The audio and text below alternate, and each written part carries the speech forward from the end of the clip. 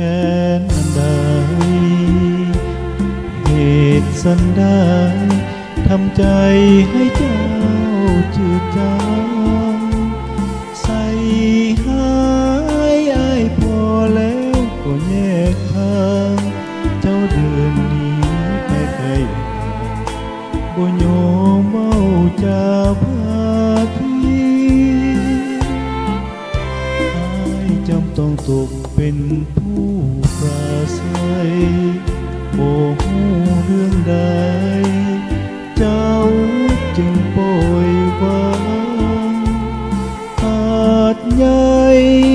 เขี่ยไปแล้วบ่เลี้ยวหลังปล่อยเครือคืนตายขาจืดจางแห้งขอดเสียสีอาจเห็นผู้ใหม่ดี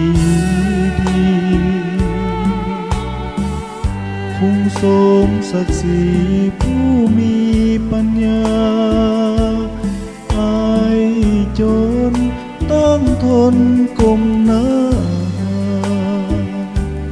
โอ้ยอยู่คนเดี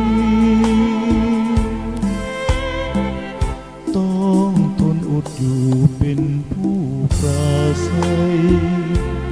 หลีกไปบ่ฝืนดึงเจ้ากลับมาปวดใจ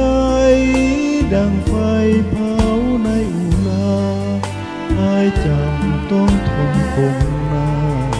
หลีกทางหนีไปให้ห่าง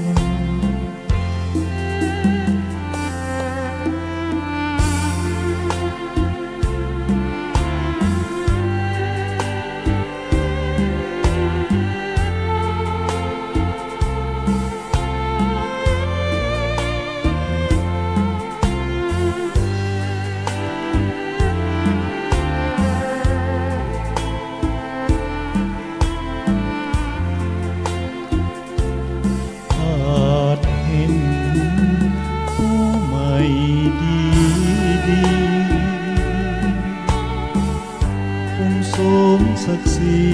ผู้มีปัญญาอายจนต้องทนก้ม